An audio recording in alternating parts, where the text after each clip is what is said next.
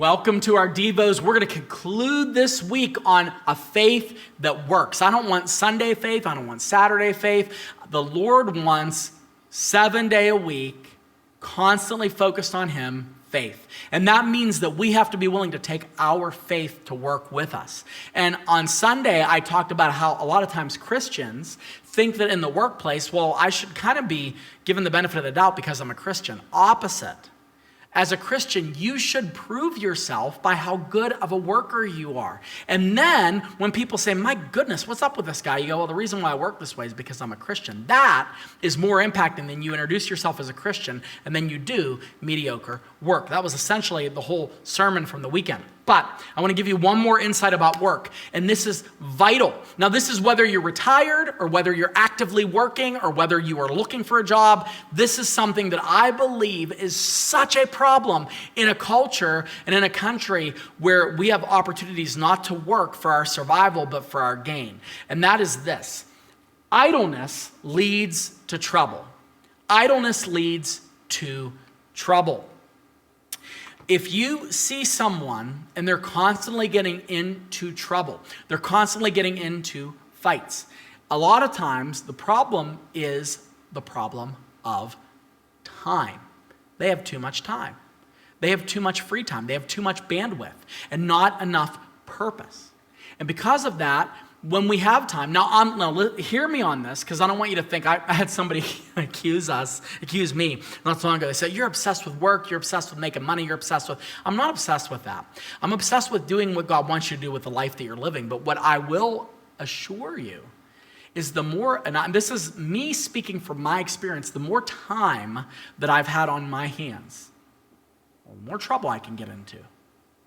Pastor Mike and I have talked about this, and when you sit and you don't have something going on, you don't have something you're working towards, your thoughts catch up with you, and they go in a direction maybe you don't want them to go.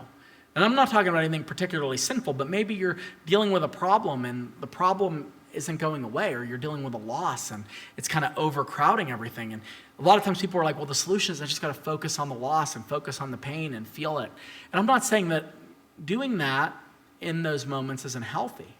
But when it turns into a lifestyle of idleness or laziness, well, it's not healthy. It's not helpful.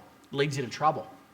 Paul, when he planted the church at Thessalonica, he instructed them about some of these things. And the problem with the church of Thessalonica, 1st and 2nd Thessalonians, is they had some kind of twisted ideas about the return of Christ, which is interesting because we've been talking about Daniel.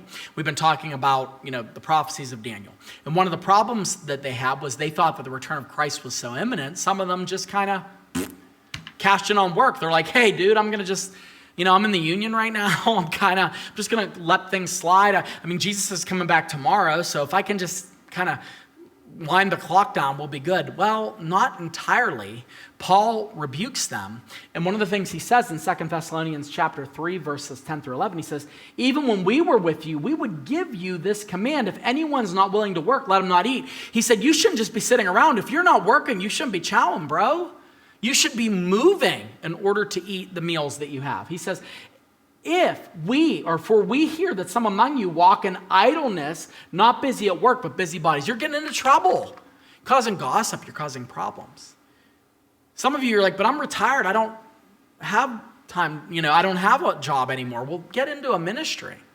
Some of you are like, well, I don't know what to do. Well, do something productive that doesn't involve you.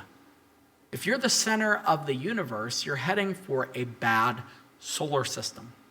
But if you put God first and allow Him to use the work of your hands to keep you from idleness, but instead to engage you, it doesn't have to be necessarily making money. That would be great, but if you can, it's fine. But something that's profitable, it's helpful. I remember, and I know he won't mind me talking about him, but Pastor Mike's youngest son, Randy. Before Randy went home to the Lord, Randy had a really rough life, and he had more physical infirmities than just about anybody I ever met at the church. And you wouldn't know it by talking to him. But one thing's for sure, when he started to get discouraged and things kind of crowded around him when it came to the pain that he was in, he'd make a plan. He'd call one night and he'd say how depressed he was and he was struggling with his health and something he could no longer do and he was restricted, and he'd be really depressed that night. Well, then the next night he'd call and go, Sam, guess what I'm doing?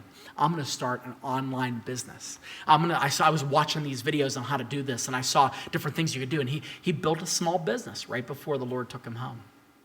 But I saw this surge of joy come into his life in those last months, all because he wouldn't let idleness lead his thoughts into trouble. Now, I wrote this down, and I put it next to my writing. I have a computer where I work on when I'm writing.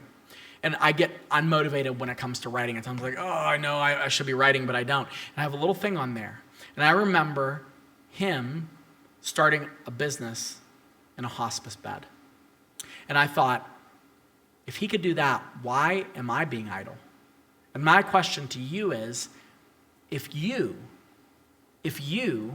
are idle right now and you're getting into trouble with your thoughts or your behavior, what's stopping you from getting busy on what it is that God wants you to do?